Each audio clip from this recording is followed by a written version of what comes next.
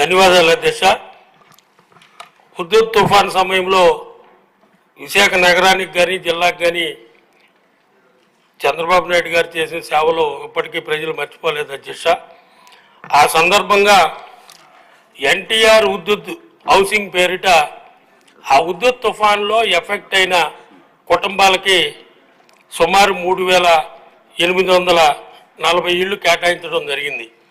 ముఖ్యంగా నా నియోజకవర్గంలో సముద్ర తీరాన ఉన్నటువంటి వాసువారిపాలెం, జాలరెండాడ, శివగణేష్ నగర్, మత్స్యకార గ్రామాలు, మిగతా కులాల వారు కూడా చాలా తక్కువగా ఉన్నారు అధ్యక్ష. దాంట్లో వాళ్ళు కమ్మలపాకల్లో నివసించి హుదూద్ తుఫాన్ సమయంలో ఫస్ట్ ఎఫెక్ట్ అయిన 3 గ్రామాలు అధ్యక్ష.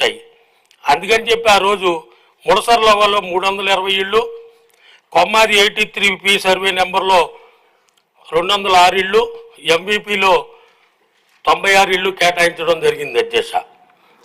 ఈ 3 గ్రామాల్లో ఉన్న మత్స్యకార గ్రామాల్లో ఆ రోజు జీవీఎంసీలో ఉన్నటువంటి యూసీడీ అధికారులు 520 కుటుంబాలు 524 కుటుంబాలు ఎఫెక్ట్ అయ్యారని చెప్పి లిస్టు కూడా ఇవ్వటం జరిగింది అధ్యక్ష.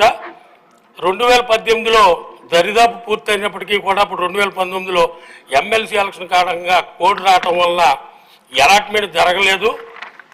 ఇదే ఎన్టీఆర్ హుదూద్ హౌసింగ్ పేరుని ఈ మన జగన్మోహన్ రెడ్డి గారి పేర్లు పిచ్చితో దాన్ని వైఎస్ఆర్ హౌసింగ్ హుదూద్ హౌసింగ్ అని కూడా మార్చడం జరిగింది అధ్యక్ష. మొత్తం లబ్ధిదారులు మొత్తం లిస్టు విశాఖ తూర్పు నియోజకవర్గంలో నిజమైన లబ్ధిదారులకి అందలేదు. గత ప్రభుత్వంలో వాళ్ళ కార్యకర్తలకు అలాట్ చేసుకోవడం జరిగింది.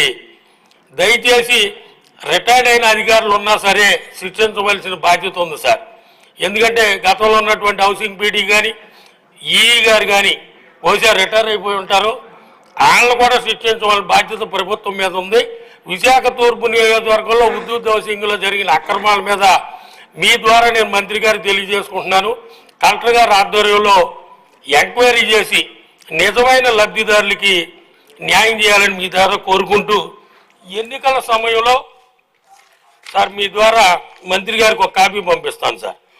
ఎన్నికల సమయంలో ఎన్నికలు జరుగుతున్న సమయంలో అప్పటి కలెక్టర్ గారి దృష్టికి పంపించినా సరే పట్టించుకోలేదు. అప్పుడు 1924లో ఎంపీగా ఉన్నటువంటి వ్యక్తి మొన్న ఎమ్మెల్యేగా నా మీద పోటీ చేసిన వ్యక్తి ఆయన అలాట్మెంట్ ఇచ్చాడు సార్ లెటర్ మీద. కొద్ది రోజులు ఇల్లు పూర్తి అయిపోతాయి, మీ ఇల్లు మీకు అప్పచెబుతామని. ఇగో సార్ లెటర్లు కూడా. అంటే ఇక హౌసింగ్ డిపార్ట్మెంట్కి ప్రభుత్వానికి పని లేదు. మనమే పోటీ చేసిన వ్యక్తి మంజూరు చేసి చేస్తున్నారని ఆయన లెటర్ మీద ఇచ్చేయచ్చు సార్. ఆ ప్రొసీడింగ్స్ ఆయన ఇచ్చేయడు సార్ లెటర్ మీద. మీ ద్వారా మంత్రి గారికి ఇది కూడా పంపిస్తాను.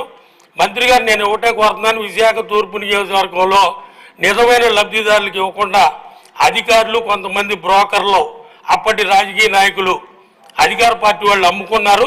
పూర్తిగా కలెక్టర్ గారి ఆధ్వర్యంలో దర్యాప్తు చేసి నిజమైన లబ్ధిదారులకు ఆ ఇళ్ళు అందించాలని మీ ద్వారా కోరుకుంటున్నాను అధ్యక్ష. మంత్రి గారు